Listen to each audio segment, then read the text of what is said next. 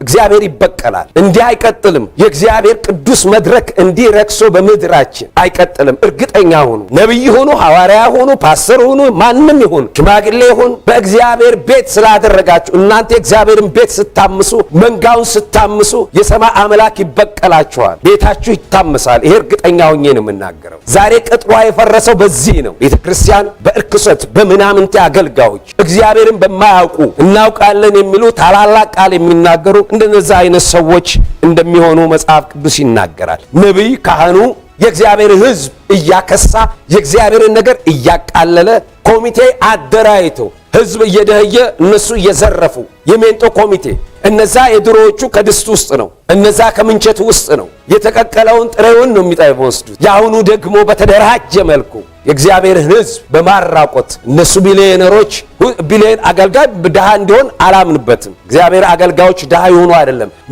ቢሊዮነር ቢሆኑ አምናለሁ። እኔ ድሃነት ሰባኪ አይደለሁ። ግን ብልጽግና ማለት ምን ማለት ነው? ብልጽግና ማለት ከእግዚአብሔር ጋር መነካካት ነው። ብልጽግና ማለት የእግዚአብሔር ክብር ለትውልድ ማምጣት ነው። እነዚህ ምናምንቴዎች ግን ተደራይተዋል በኮሚቴ በምን አይነት የሜንጦ ኮሚቴ ተብሎ ተደራይተው የእግዚአብሔር ሕዝብ ኪስ የሚያራቁቱት ትዳሩን የሚበትኑ ቤቱን በኪሳራ የሚመቱ የውሸት ተስፋ የሚሰጡ ዛሬ ትውልዱ እንዲጠፋ ምክንያት የሆነው እውነት ያልሆነ ተስፋ በመረጃ እየተደገፈ ያለ ስለሆነ ነው። ስለዚህ ይሄ ዘመን የመሳፍንት ዘመንን ይመስላል። አሁንም በምድራችንም ቄስ ብለው ራሳቸውን ጠርተው የዚህ ቤተክርስቲያን መሪ እያሉ የእግዚአብሔር ሕዝብ እውነትን እንዳያይ ወደ ጥፋት እንዴት እርግጠኛ ሁኑ። ያከብሩኝን አከብራለሁ፣ የሚያዋርዱኝ ይናቃሉ ነው እግዚአብሔር ያለው። ዛሬ አባቶች እግዚአብሔርን ፈርታችሁ የአምላካችንን እግዚአብሔር ጋር ካልተመለሳችሁ የእናንተም ሕይወት የኤሊ ቤት እንደሆነ መምታመሱ አይቀርም። እግዚአብሔር ቅዱስ ነው፣ ቅዱስ ነው። እውነቱን ሳትለዩ ጽድቅን ሳታዩ ያ ከእግዚአብሔር ጋር የነበራችሁ ፍቅር ጥላችሁ የሆነ ነገር ሲሰጣችሁ የምትሮጡ እግዚአብሔር ክብር ፍለጋ ወንበር ፍለጋ ከረባት አስሮ የቄስ እንትን አድርጎ የዚህ ቄስ ነኝ እያሉ ትውልድን ወደ ጥፋት የሚያመጡ በመረጃ የሚሰሩ ጋር ሐሰተኞችን እያቀጣጠላችሁ የእግዚአብሔርን ሕዝብ እንዳመሳችሁ እናንተም ቤታችሁ እግዚአብሔር ያምሰዋል። ይሄ እውነት ነው። ዛሬ በደፍራት ነው የምናገረው። አንተ ማን ልትሉኝ ትችላላችሁ። ማንም አይደለሁም። ግን አንድ ነገር አውቃለሁ። እቺ ምድር እግዚአብሔር እንዲለውጣት የሚናፍቅ አንድ ተራ ሰው ነኝ፣ እግዚአብሔር የሚያየኝ። ስለዚህ አባቶቼ ተመለሱ፣ ምናምንቴ አገልጋዮች ተቀደሱ እያልኩ ነው የምጠራው። እውነተኞች የሉም የተነሱ አላልኩም አልልምም። ግን በኢንፎርሜሽን ከታብሌታቸው እየወሰዱ የእግዚአብሔርን ሕዝብ ሲያታልሉ ሲያጭበረብሩ ከበሮ የምትመቱ አባቶች፣ አዎ ወንበር ላይ ተቀምጣችሁ ልትታዩ ትችላላችሁ። ግን የእግዚአብሔር ፍርድ ሩቅ አይደለችም። እግዚአብሔር ስለ ሕዝቡ ግድ ይለዋል። ይህን እመኑ፣ ይህንን እውነት ተረዱ። ይሄ እግዚአብሔር የሰጠኝን መልእክት ነው። እኔ እንደ አንድ ሚክያስ መጥቼ 400ዎቻችሁ ልትስማሙ ትችላላችሁ ነቢያቶች። ግን አንድ ነገር ነግራችኋለሁ። እግዚአብሔር ለዚህ ትውልድ ያርፍ ዘንድ አባቶች ይመለሱ ዘንድ ይሄን ቃል ተናገር ብሎኝ አልቅሼ እግዚአብሔር የተናገረኝ ነው። እኔ ማንም ስለሆንኩ አይደለም። ዛሬም እንድትመለሱ ነው። እግዚአብሔር ለዚች ምድር ደጋግሞ ተናግሯል። ለአፍሪካ መድኃኒት ትሆናላችሁ ብሏል። ለዓለም መድኃኒት ይሆናል ብሏል። ሶስተኛው ንቅናቄ የሚፈጠረው ከዚች ምድር ነው ብሏል እግዚአብሔር። ስለዚች ምድር አባቶች ተናግረዋል፣ ነቢያቶች ተናግረዋል። አዲስ ነገር እንደሚሆን አዲሱን ነገር ነው የምጠብቀው እኔ። ምናምንቴ የኤሊ ልጆች ምናምንቴ የቀይ እንቁ ልጆች ምድሪቷንም ያዙ ብንልም እግዚአብሔር ሰው አለው። እግዚአብሔር ይሄንን ሳታይ አትሄድም አታልፍም ያለኝ እንደኔ አይነት አገልጋዮች አይደለም፣ እጥፍ ድርብ የሆኑ ግን ክርስቶስን በልበስ ትውልድ ላይ ፖስት የሚያደርጉ ለራሳቸው ሆድ ሳይሆን ለሕዝብ፣ ለአገር፣ ለትውልድ የለውጥ ምክንያት የሚሆኑ ዓለማትን የሚነቀንቁ ያልተለመደ ነገር የሚሰሩ እግዚአብሔር ትውልድ ያስነሳል። ክብር ለእግዚአብሔር ይሁን። ስለ ቤተ ክርስቲያን ሰውን አምላኬ ሰውን ተከታይ አትሁኑ፣ እግዚአብሔርን ተከተሉ።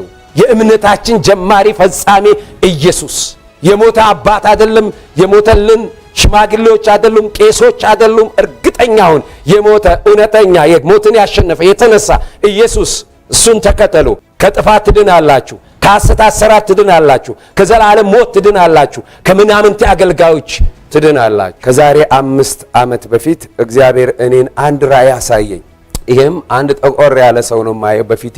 ይሄ ሰውዬ ጭንቅላቱ ተልቶ ግራ እጁ አብጦ ቀኝ እጁ ጥቁር ደም ሲያፈስ እግሮቹ በሰንሰለት ታስረው እግዚአብሔር ያሳየኛል። ይሄንን እየተመለከትኩ እያየሁ ራእዩን በዚህ ራእይ ውስጥ በነበርኩበት ጊዜ ይሄው ሰው ይለወጥና አፍሪካ ካርታ ይሆናል። ይህንን ደግሞ እግዚአብሔር ምንድነው መልእክቱ ምንድነው ልታናገረኝ የፈለከው ብዬ እያለው እግዚአብሔር እንዲህ ብሎ ተናገረኝ። ይሄ ከላይ ጭንቅላቱ የተላው የምትለው ትላንትና ጥንት የኔ ወንጌል ይስፋፋበት እኔ ስም ይጠራበት የነበረ ዛሬ ግን ወደ ሌላ እምነት የተላለፈ ሰሜን አፍሪካ ነው አለ። ይሄ ግራ የምታየው ደግሞ ምዕራብ አፍሪካ ነው። ወንጌልን ከጠላት አሰራር ጋር ከብልጽግና ወንጌል ጋር አቀላቅለው እኔን ሳይሆን ጤነኛ ሳይሆን የተቀላቀለ ወንጌል የሰበከ ያበጠ ያለ ይመስላል ያበጠ ነው እሱ ነው አለኝ። በቀኝ በኩል የምታየው እጅ ደግሞ ምስራቅ አፍሪካ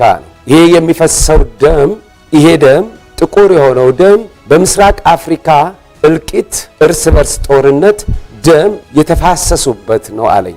ለምሳሌ ኢትዮጵያ፣ ኤርትራ፣ ሶማሊያ፣ ሱዳን፣ ሩዋንዳ እነዚህን አገሮች በአጠቃላይ ይሄንን ነው አለኝ። በአራተኛ ደግሞ ያሳየኝ አሁን ከኢትዮጵያ በታች ያሉትን አገሮች ደቡብ አፍሪካን ጨምሮ እነ ዚምባብዌን እነዚህ ደግሞ በሰንሰለት የታሰሩት በቅኝ ግዛት ስለተያዙ ስነ ልቦናቸውን እንኳን ሰው ለመሆናቸው የሚወስንላቸው ነጭ እንደሆነና በስነ ልቦናዊ ቀውስ እንደደረሰባቸው ከዚህ የተነሳ ነጮችን ይጠላሉ ወይም ደግሞ ነጮችን የሚፈሩ የሚንቀጠቀጡ ሰዎች ሆነው ነው አለኝ። ይህንን እያየሁኝ እያለ ያ በቀኝ እጅ በኩል አሳየኝና አንድ ነገር ከሰማይ መጣ። እናችን ቀኝ እጁን ነካችው፣ ቀኝ እጁ ተፈወሰ እና ከዛ በኋላ በዚች ቀኝ እጅ ምክንያት ያ የተላውም ያ የተዛባውም ያበጠውም ያ በሰንሰለት የተያዘው እንደተፈወሰ እግዚአብሔር አሳየኝ። ምንድነው ስል በእናንተ መካከል በኢትዮጵያ በምስራቅ አፍሪካ ላይ የሚነሳ ልዩ ተሐድሶ ያልተቀላቀለ ኮፒ ያልተደረገ ከዚህ በፊት ቅጂ ያልተካሄደ ወይ በቴሌቪዥን ወይ ከደቡብ አፍሪካ ወይ ከምዕራብ አፍሪካ ወይም ከሌሎች ያልተቀዳ ክርስቶስን ኢየሱስን በትውልድ ላይ የሚያስቀምጥ እንደሆነ እግዚአብሔር ተናገረኝ። ከዚህ የተነሳ እነዚህን 7 ዓመታቶች ያ መድኃኒት ያ ንቅናቄ ያ የእግዚአብሔር ክብር እውነተኛው ዓይን ያላየው ጆሮ ያልሰማው በሰው ልብ ውስጥ ያልነበረው ያን ክብር እንዲመጣ ምን እናድርግ ብዬ ጌታን ስጠይቅ ምድራችሁ የፈውስ ምድራችሁ የተሐድሶ ምድራችሁ የለውጥ ለዓለማት ሁሉ መፍትሄ እንድትሆኑ አደርጋለሁ፣ እናንተ ግን ፊቴን ፈልጉ ብሎ እግዚአብሔር ተናገረን። ከዚህ የተነሳ ተቀጣጣይ ወይም ቀጣይ ዓመታቶችን በሕያው እግዚአብሔር ፊት ያ ቀኝ እጅ የፈወሰችው ያ ከሰማይ የመጣችው ያ ኮፒ ያልተደረገችው የሰማይ አምላክ እጅ እንድትመጣ እየጸለይን ነው። አሁንም ደግሞ ቤተክርስቲያን ዛሬ ቅጥሯ ፈርሷል። ጥንት ነው፣ ቅርብ አይደለም፣ ሩቅ ነው። በዘመነ ደርግ እግዚአብሔር የለም በሚባልበት ዘመን ያንን የሰማሁትን አንድ ታሪክ ልነግራችሁ ወገኖቼ እፈልጋለሁ። ይህም ታሪክ ማለት እንደምታውቁት በሚዲያም በተለያየ ሁኔታ ውስጥ እግዚአብሔር እንደሌለ በትምህርት ቤት በሚዲያ በካድሬዎች በሰለጠኑ እና በእነሱ ስለ እግዚአብሔር አለመኖር አጥብቀው አጽንተው ያስተምሩ ነበር። እግዚአብሔር አለ የሚሉ አይዲያሊስቶች እንጂ በእርግጥ እግዚአብሔር የሚባል የለም ብለው ትልቅ ላጲስ ሰርተው ከትውልድ ልብ ላይ እግዚአብሔርና ኢየሱስን ለማጥፋት የተነቃነቁበት እጅግ ለክርስትና ከባድ የነበረበት ዘመን ነበረ። በዚያን ጊዜ አንድ እግዚአብሔር ሰው መጽሐፍ ቅዱስ ይዘው ክፍለ ሀገር አገልግሎት ለመሄድ ተነሱ። እኚህም አባት የእግዚአብሔር ሰው መቼም ጓደኛው መጽሐፍ ቅዱስ ነው። ይህንን የእግዚአብሔርን ቃል አንስተው ሲያነቡ አጠገባቸው በአጋጣሚ ሆኖ አንድ ካድሬ ተቀምጧል። ይሄ ካድሬ ደግሞ ምን አለ? መጽሐፉን ሳይከት ብሎ ሳቀ እና እነዚህ አይዲያሊስቶች የፈጠሩት እንጂ ይህንን ኋላ ቀር የሆነ እግዚአብሔር ቃል መጽሐፍ ቅዱስ ይዘው እንዴት ይሄዳሉ? ዘመን ያለፈበት ጊዜ ያለፈበት እንጂ እውነታው ይሄ አይደለም ብሎ ለ2 ሰዓት ሳያቋርጥ አስተማራቸው። እኚህ እግዚአብሔር ሰውም ደስ አላቸው። ማን የለም? እግዚአብሔር የለም ሲባል እግዚአብሔር አለመኖሩ ሲማሩ ለረጅም ሰዓት ሳይበሳጩ ደስ አላቸው። እሱም አንድ አይዲያሊስት የማያምን ሰው ወደ ማመን አመጣሁኝ ብሎ አምሰበና ደስታውን ለመግለጽ አባቴ በጣም ገባሁት አይደለም ተልኮዬ እኮ ከዚሁ ጀመርኩኝ ብሎ ሲደሰት በኋላ ገባሁት አይደለም ወይ አላቸው።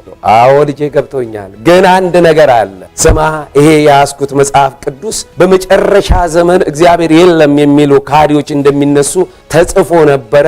ዛሬ ግን አንተን አየው፣ መጽሐፉን ከትላንቱ ይልቅ ዛሬ አመንኩት አሉት።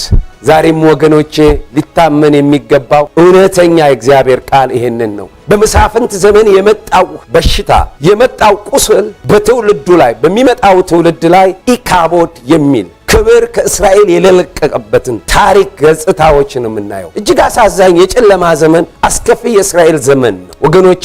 ለኔም ዛሬ አንድ ነገር ይመስለኛል። ይሄ ዘመን ልክ የመሳፍንት ዘመን ማንም መሪ የሌለበት፣ ማንም አባት የሌለበት፣ ማንም ተቆጪ የሌለበት፣ ሁላችንም በዘፈቀደ የምንሄድበት እጅግ አስከፊ ዘመን እንደሆነ አምናለሁ።